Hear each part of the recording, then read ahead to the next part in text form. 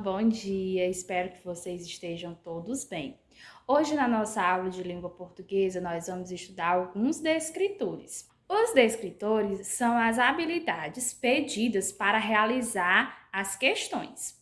Com isso, eu trago para vocês, na nossa aula de hoje, o descritor e trago também uma questão referente a essa habilidade. Então, vem comigo que nós vamos começar. O descritor 3, que diz que é inferir o sentido de uma palavra ou expressão. E o que é que esse descritor quer que nós saibamos em relação a ele? Os textos, eles nem sempre apresentam palavras ou expressões em seu sentido literal, ou seja, tal como está no dicionário. Muitas vezes elas estão no sentido conotativo. E o que é esse sentido conotativo? É o sentido figurado, é aquele sentido que não consta no dicionário. Por exemplo, Maria vai com as outras. É um exemplo de uma linguagem figurada, um sentido figurado. Não tem esse significado no dicionário. É uma linguagem utilizada no seu sentido irreal, certo?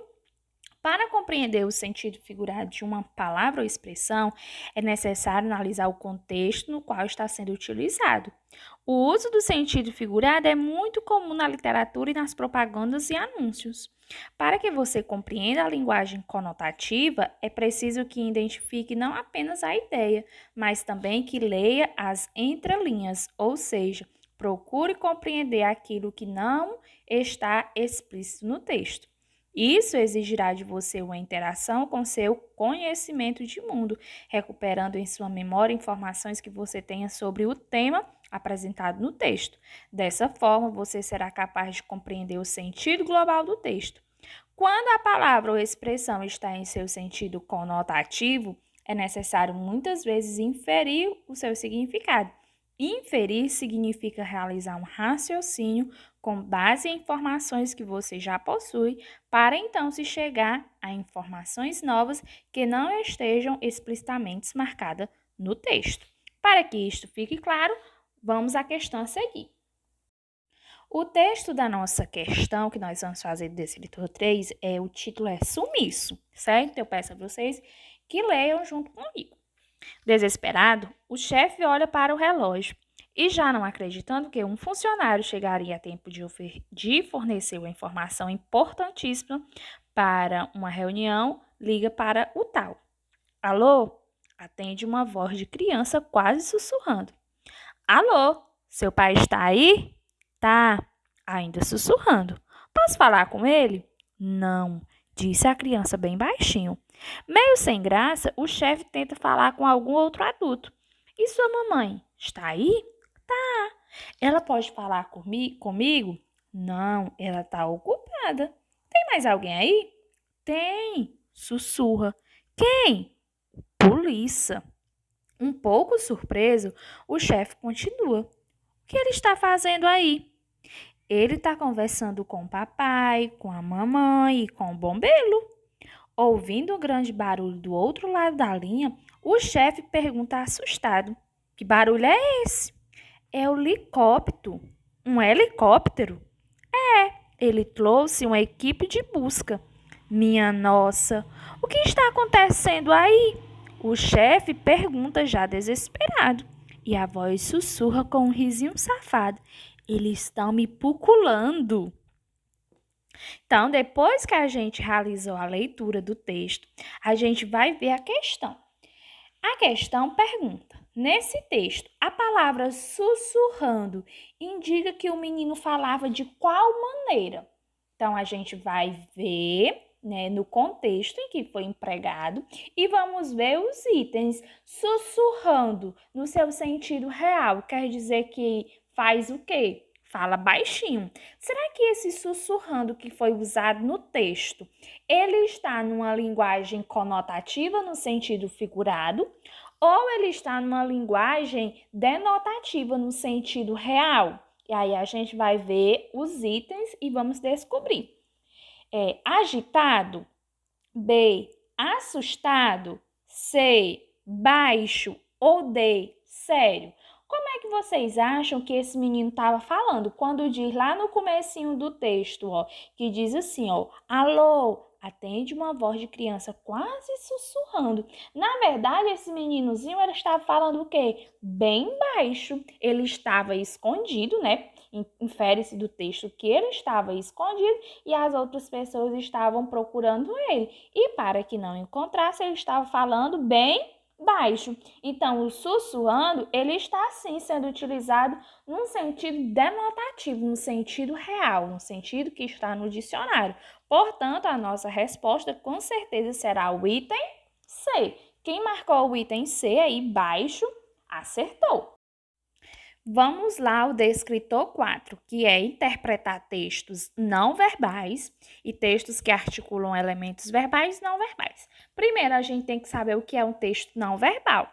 Nós temos o texto verbal e o não verbal. O verbal é aquele texto em que há a presença de letras, em que tem algo escrito. Já os textos não verbais são aqueles textos que têm apenas imagens. Por exemplo, aquelas tirinhas que não têm fala é um exemplo de texto não verbal. As placas de trânsito que não tem nada escrito é um exemplo de linguagem não verbal. Se eu tiver tanto a imagem como a legenda, como algo escrito, vai ser um texto verbal e um texto não verbal, certo? Então, vamos lá. Alguns textos apresentam a linguagem verbal associada à linguagem não verbal, como, por exemplo, propagandas, tiras, charges, fotos, desenhos, esquemas, gráficos e tabelas.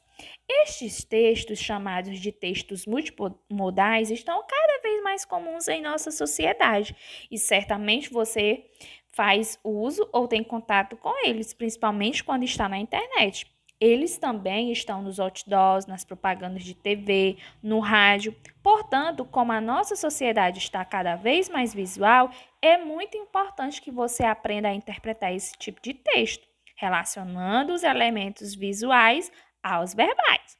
Para ficar mais claro, nós vamos a um outro exemplo. Então, vamos lá. Olhem aí, nós temos uma tirinha com 2 quadrinhos. Notem que nós temos tanto a presença da linguagem verbal, que está escrito dentro dos balões, quanto da linguagem não verbal, que são os elementos gráficos, né? As imagens. Aí temos aí o Cascão, no primeiro quadrinho, e no segundo quadrinho nós também temos o Cascão e infere-se que seja sua mãe, né? Então, vamos à leitura, ó. Cuidado com os pés sujo, Cascão. Quem será que está falando isso? Tive o maior trabalho para limpar o chão. Então, a gente infere que quem está falando isso seja a mãe do Cascão. Aí, no segundo quadrinho, o que é que a gente vê? Que o Cascão, ele está andando ao contrário, né? Está plantando bananeira, como a gente fala. Ele está pondo as mãos no chão para andar no lugar dos pés. O que foi que o Cascão entendeu? Que ele não podia andar com os pés sujos, né? A mãe disse que cuidado com o pé sujo, mas não disse cuidado com a mão. Então, ele arranjou uma solução para resolver o problema da mãe. E aí, ele ainda diz assim, ó, tá bem, mãe. Quando a mãe olha para trás, o que é que ela percebe? Que o chão está todo sujo por conta das mãos do Cascão. Aí, a questão é, de acordo com esse texto, podemos afirmar que Cascão obedeceu a ordem dada por sua mãe? B. Cascão evitou ficar em um ambiente limpo? C. A mãe de Cascão limpou a sujeira que ele fez? Ou D. A mãe do Cascão chamou-o de volta à casa? E aí, turma, o que foi que vocês marcaram? Qual desses itens? Eu acredito que vocês tenham marcado o item A. Cascão obedeceu a ordem dada por sua mãe. Ele obedeceu, não é? A mãe disse, cuidado com os pés sujos, Cascão. Eu tive o maior trabalho para limpar o chão. Então, ele obedeceu à mãe, não foi andando com os pés, e sim com as mãos. Então, entende-se que a resposta correta seja o item A. Vamos lá ao descritor 5, que é identificar o tema ou assunto do texto, né? Muita gente tem dificuldade em saber o que é o tema. O tema é a mesma coisa do assunto, eles são sinônimos. O tema e o assunto é o assunto global do texto. O título é o que fica lá em cima, certo? Então, tema e título são diferentes. Essa habilidade permite identificar do que trata o texto, com base na compreensão do seu sentido global, estabelecido pelas múltiplas relações entre as partes que o compõem. Isso é feito ao relacionarem-se diferentes informações para construir o sentido completo do texto. Logo, tema e assunto são sinônimos. Tema é a ideia fundamental que o texto desenvolve. Já assunto se dá através do tema do texto. É algo mais amplo, onde contém todos os elementos relevantes do texto. Vamos lá observar a questão a seguir. O título do texto é Menina e Menino. Nem sempre os colegas entendem a amizade entre meninos e meninas, mas o melhor é não ligar para as piadinhas sobre namoro. Assim a turma esquece o assunto.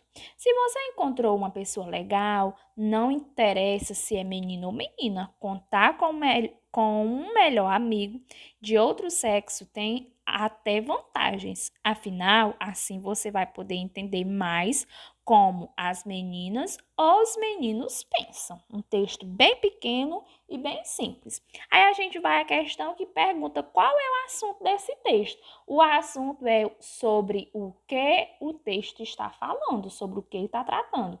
E tem a amizade entre menino e menina. B, a forma de pensar das meninas. Olha o título, menina e menino. C, o encontro com a pessoa legal. Ou item D, o respeito a pessoas diferentes. E aí, vocês apostam em qual item? Eu apostaria no item A, a amizade.